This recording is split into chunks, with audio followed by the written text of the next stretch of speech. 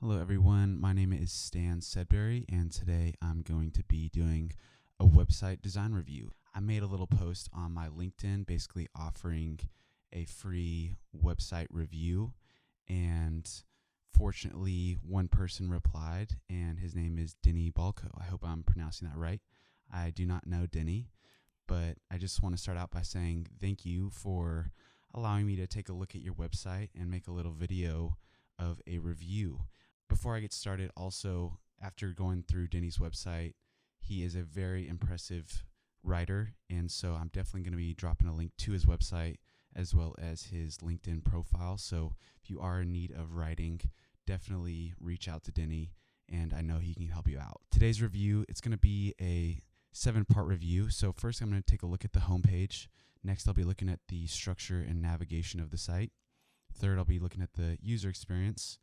Fourth, I will be taking a look at the visual content. Fifth, I will be looking at the textual content. Finally, I will be taking a look at the responsiveness and the adaptability of the site. Let's go ahead and dive in. First part is the homepage. With every website, when the user first opens or the visitor first opens the site, within about 5 seconds, you want them to know what the site is about. When I first opened Denny's website, it wasn't extremely clear what his website is about. There are small indicators like the logo up here, which is a feather pen, obviously indicating writing. Below that, there is kind of these small subtexts which list out his services, but it's not very clearly defined, and it also kind of, to me, blends in with the navigation bar. Below that, there really isn't a big header with a clear statement about what Denny does.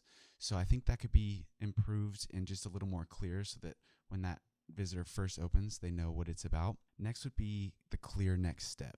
I don't really see a clear next step on the site. Obviously, there is a navigation bar which you can explore. The action might be contact, but as far as a clear call to action, I think that's kind of missing on the site, and I don't really see that. What I would recommend is including a little call to action. I always like a little button in the nav bar that could be contact, could be something else like start project, something along those lines. I would include that.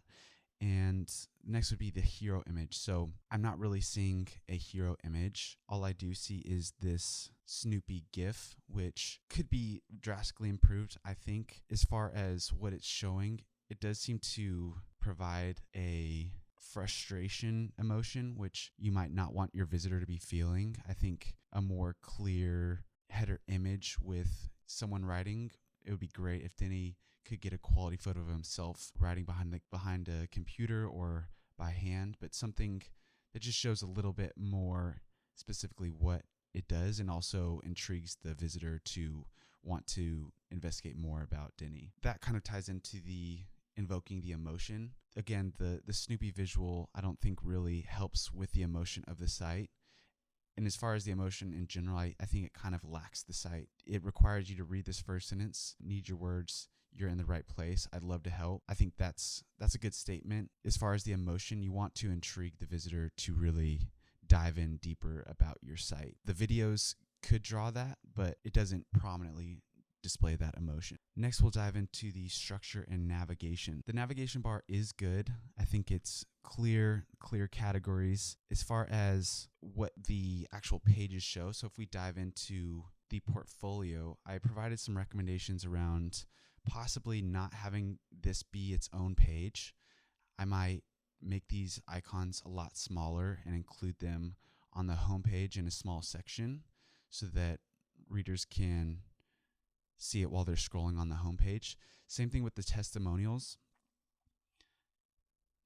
Denny has a lot of testimonials to show, but it is a bit overwhelming. So I did make a recommendation that he could make a smaller section on the homepage with 2 to 3 great reviews, testimonials, and then if someone did want to read more, maybe then, because he has so many, then it has its own page, but that would eliminate 2 of the nav bar options, which is always great, being a little more clear. The next would be the levels of information. So you don't want people to open a folder, then there be 10 subfolders. I think overall it's pretty clear as far as the sites go, you're not diving way into pages. One recommendation I did say was on the portfolio page, when you do click one of these logos, it does take you into this, which shows his writing samples for each project. And you get a little bit lost when you dive through that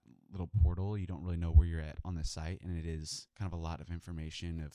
Probably opens another page. You're kind of deep diving through the site when you might be able to provide that in a little more simple way. The next part would be displaying the current position where the visitor is on the site.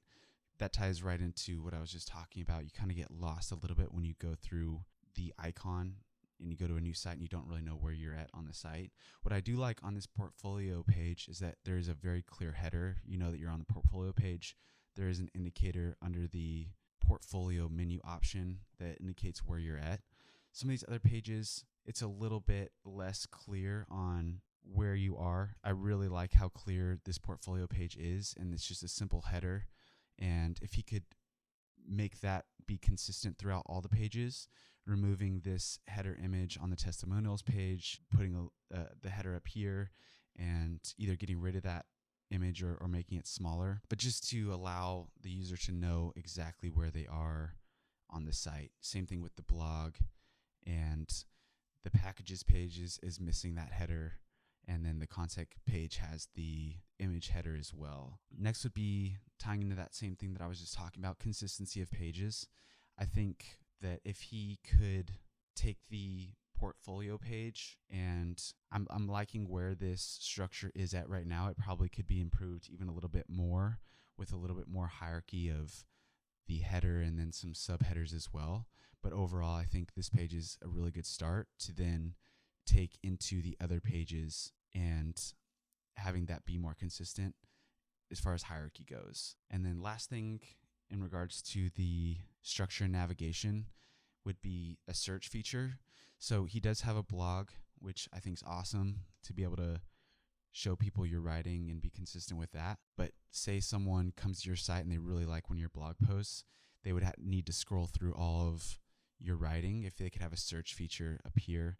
And that goes for other things on the site as well. So maybe they want to specifically find a sample writing for a specific company, or it's always good to have a search feature if you can. Obviously, that can be a little tedious to build into a site. And that concludes the navigation and structure portion.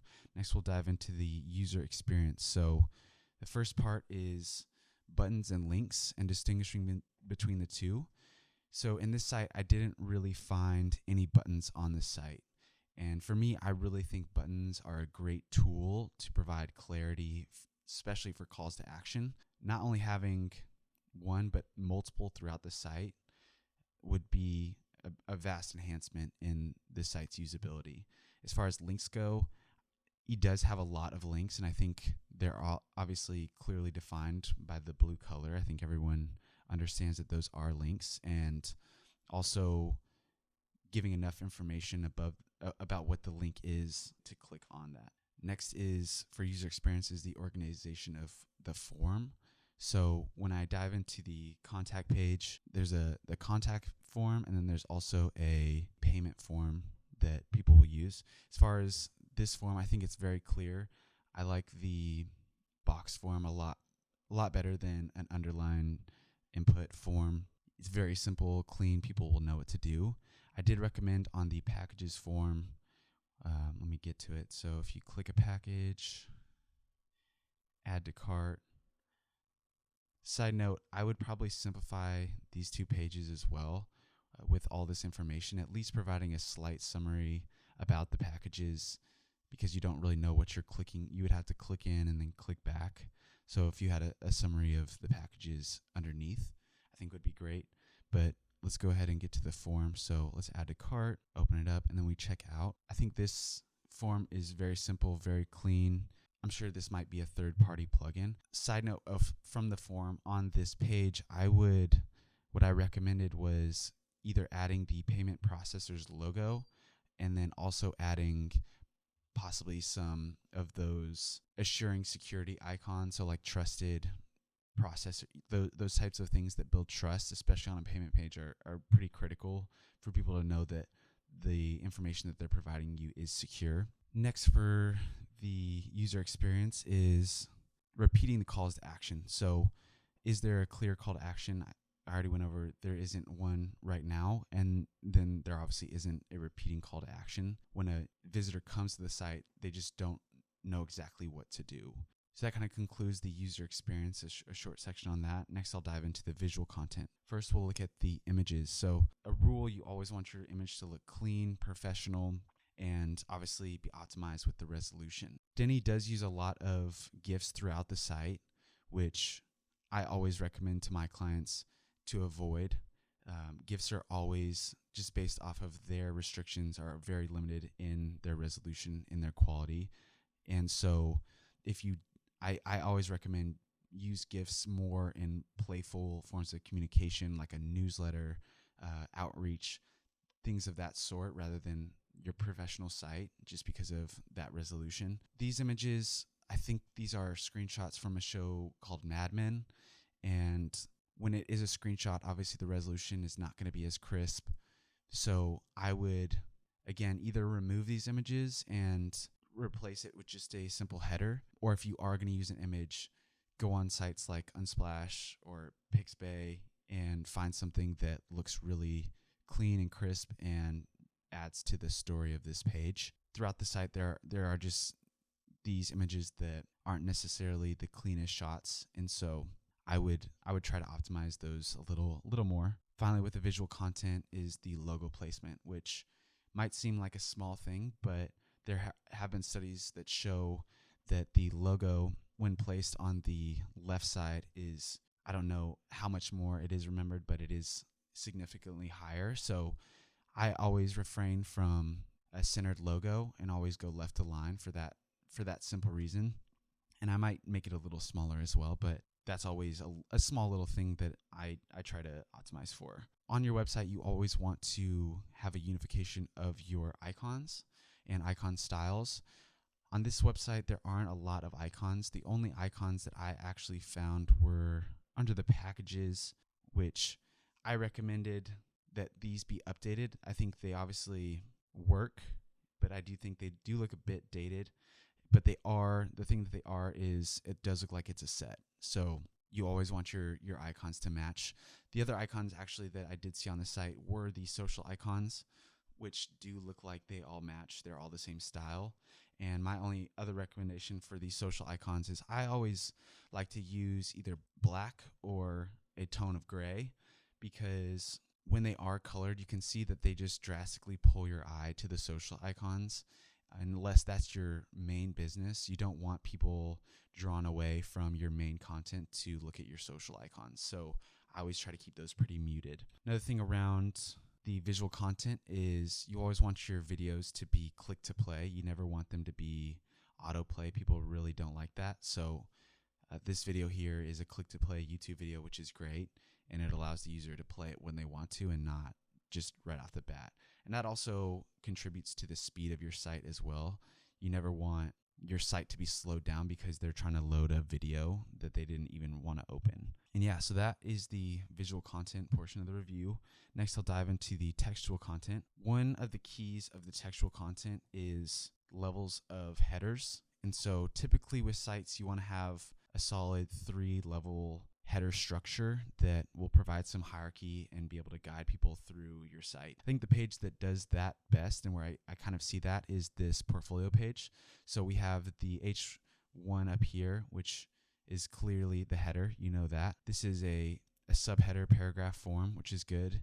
And then down here we have our subheaders, which are smaller than the header, the main header obviously, and then they're bigger than the paragraph text. So this is a good page. As far as the other pages go, they're not very consistent with that. And actually in this page, I was going back and forth, and it does look like he might have used the subheader size and form on these testimonials, which isn't very consistent when it comes to the textual content. So you always want to try to maintain a good hierarchy so that people know how to digest that information. The next step in the textual content would be the font families. So it's kind of a rule of thumb to have no more than 2 font families.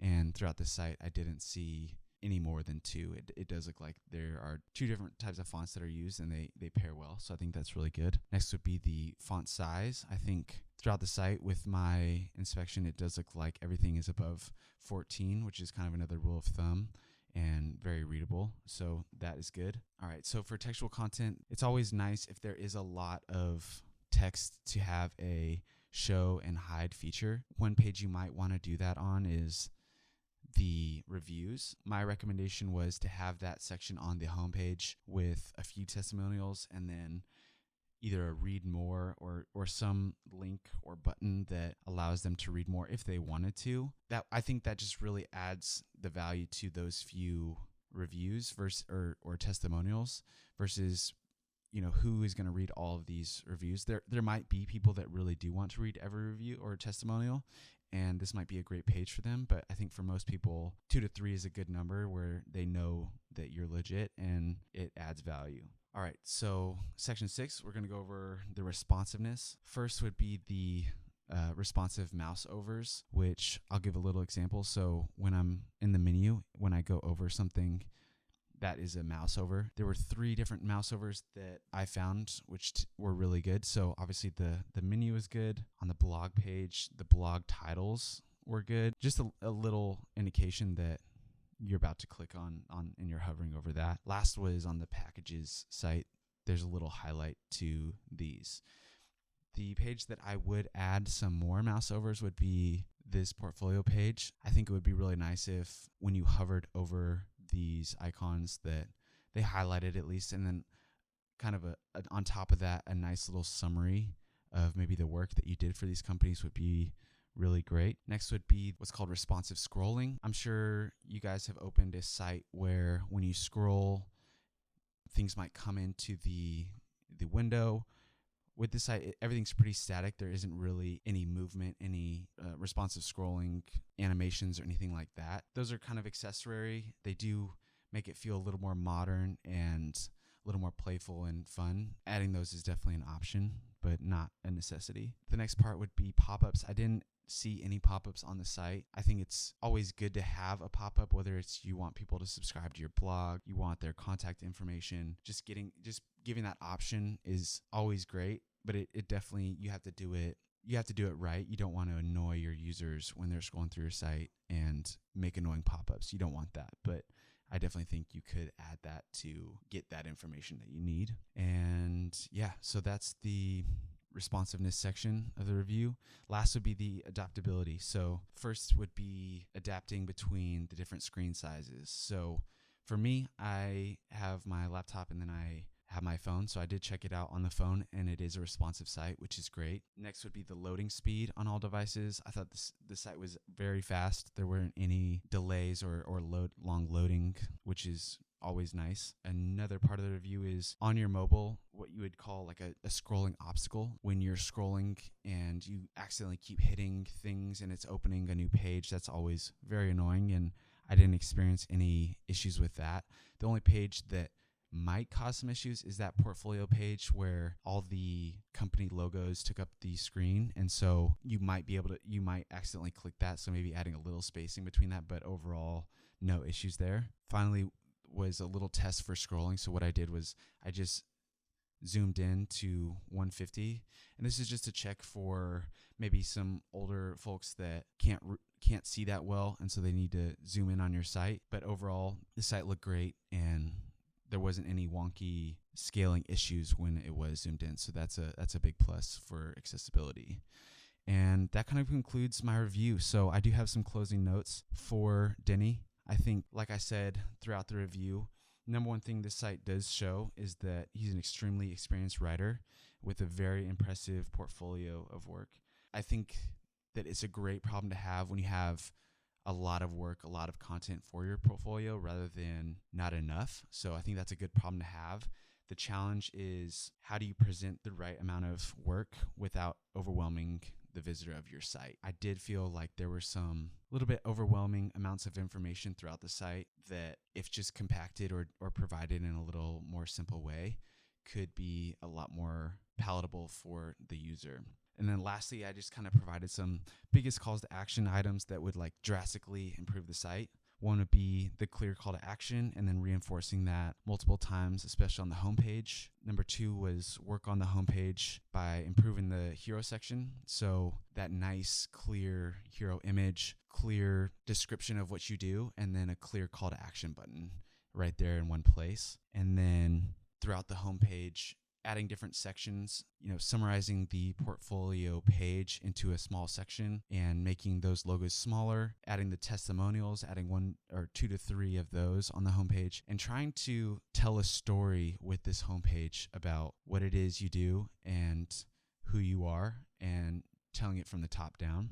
And then finally, just create a consistent page layout that you can apply to all the separate pages. And so I kind of went over what that would look like, but as far as the hierarchy of fonts and then even the image placements. So that is the conclusion of this review. I hope you guys enjoyed. I do have a few people that actually messaged me on LinkedIn and did request a review. A few people wanted their apps reviewed. Other people did want their website reviewed. So I hope to make a few more of these. And then right now I'm doing it for free as kind of a test. I might be offering this as a service in the future. So if you do want your website reviewed, check out my LinkedIn and add your URL on that post, or feel free to DM me. Again, my name is Stan Sedbury, and this has been a pleasure. Thank you.